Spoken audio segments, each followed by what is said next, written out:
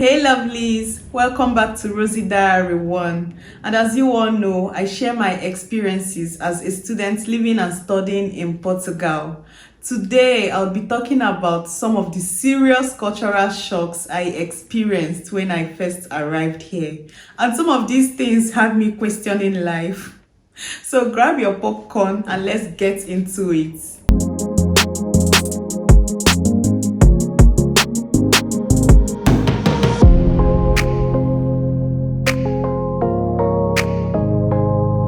One is coins everywhere.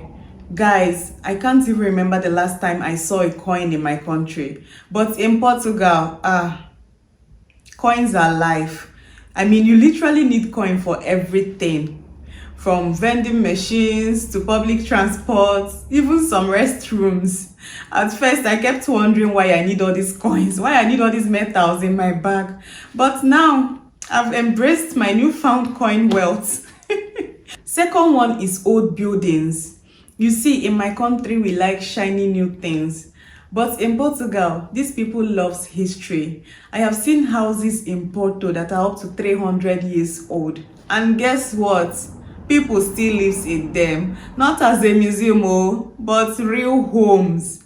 Meanwhile, back home, once a house is 30-40 years, it's either demolish or renovate. Third one is churches with few churchgoers. Portugal has some of the most beautiful churches I've ever seen, but guess what? Some of them are empty.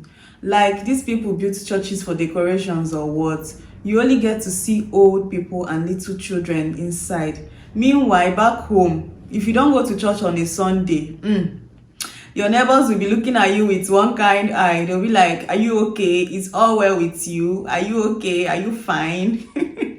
My fourth cultural shock is winter darkness and summer sunlight. The first time I saw darkness at 5 p.m, I was like, what is happening? Who switched off the sun? And I even had to check my phone to see if my time zone was correct. Then in summer, it gets dark at 8 or even 9 p.m. So you're telling me to eat dinner when the sun is still shining, eh? My body clock has suffered. Like, my body clock has suffered.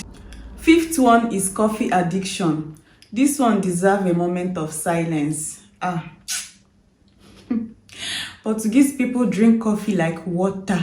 Morning, coffee. Afternoon, coffee. Evening, guess what? More coffee. And not just any coffee, espresso. That's tiny but mighty shots.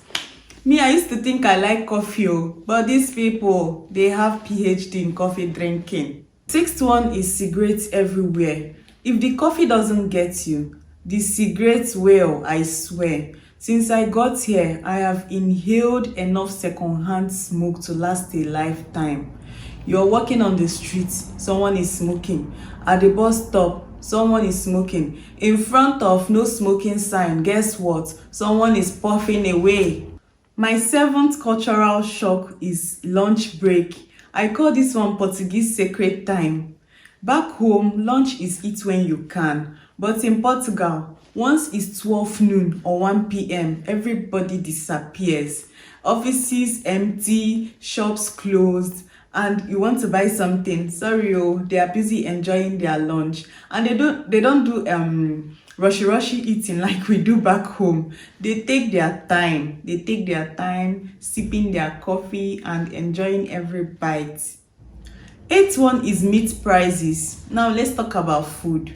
In Portugal, beef, goat meat and fish will finish your money, but chicken and pork are super cheap. I used to love beef, but now I just look at it on the supermarket shelf and greet it from afar. Hello, my dear. I will see you again when I'm rich. Ninth one is zebra crossing respect. In my country, when you step on the zebra crossing, you better pray and run for your life. But in Portugal, the moment you step on the line, all the cars will stop for you. At first, I was like, are they really stopping for me? Although sometimes I wait for eye contact before crossing. Well, now I walk confidently like a boss. My 10th cultural shock is kisses on the cheek as a greeting.